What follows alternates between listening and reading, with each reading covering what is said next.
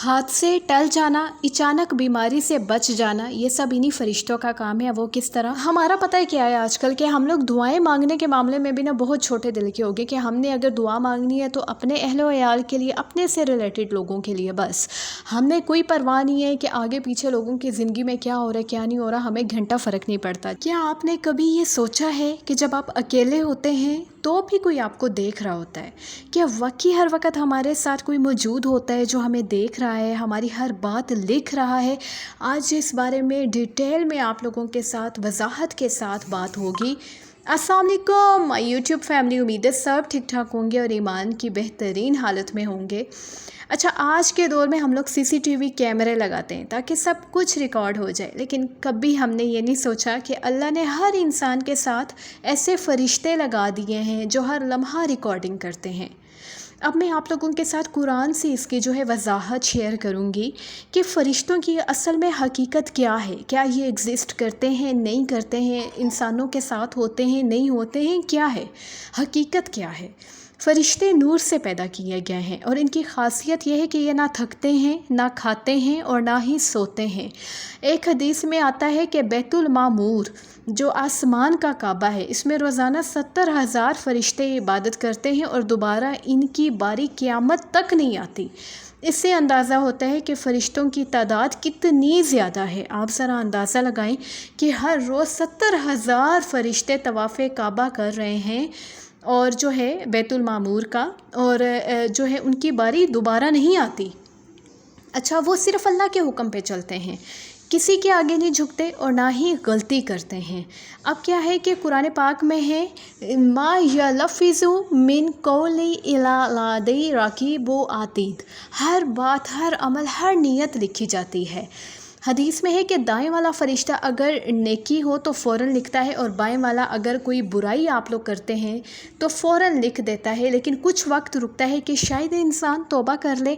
और जो नेकी लिखने वाला फ़रिश्ता है वो जैसे ही अगर आप नेकी करने से पहले सिर्फ नेकी करने का सोचते भी हैं तो वो उसको फ़ौरन लिख देता है। ठीक हो गया। अच्छा जी, एक और जगह जो है कुरान पाक में है हाथ से टल जाना, अचानक बीमारी से बच जाना, ये सब इन्हीं फ़रिश्तों का काम है। वो किस तरह कि एक वाक़या आप लोगों के साथ शेयर करती हूँ कि एक बुज़ुर्ग रास्ते पर जा रहे थे। करीब था कि दरख्त की शाख इन पे गिरे मगर हवा के झोंके ने हटा दिया। यह अल्लाह के हुक्म से हुआ। वो किस तरह से कि अल्लाह के हुक्म से मुहाफ़िज़ फ़रिश्तों ने जो है वो करम नवाज़ी की। तो अच्छा, बड़े मज़े की बात यह है कि जब भी नमाज़ी हज़रात मस्जिद में जाते हैं तो फ़रिश्ते उनके आने पे खुश होते हैं। हदीस में है कि जब कोई नमाज जो जमात में नमाज़ पढ़ता है तो फ़रिश्ते इसके लिए दुआ करते हैं कि अल्लाह इसे माफ़ फरमा या अल्लाह इस पे रहम फरमा। और जब कोई मुसलमान अपने भाई के लिए दुआ करता है तो ये फ़रिश्ता जो है वो कहते हैं कि आमीन और तुम्हारे लिए भी वैसा ही हो।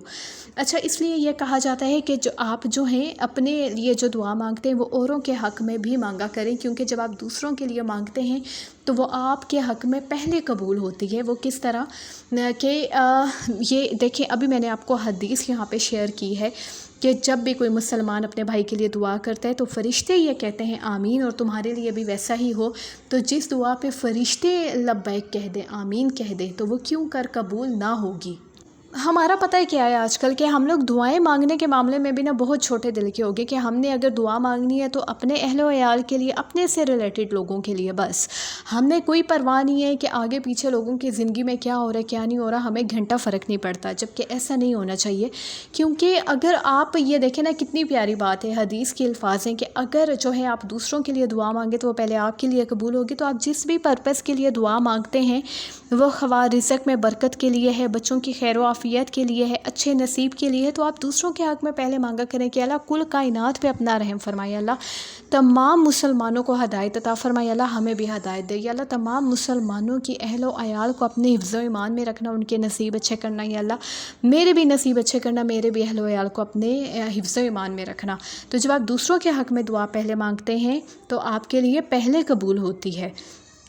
अच्छा जी, यहाँ पे है कि नेक लोगों के पास फ़रिश्ते सलाम के साथ आते हैं, गुनाहगारों के पास फ़रिश्ते सख्ती के साथ आते हैं। किस वक्त? जब मौत का वक्त आता है। अल्लाह ताला मौत के वक्त सब पे जो है वो आसानी करे।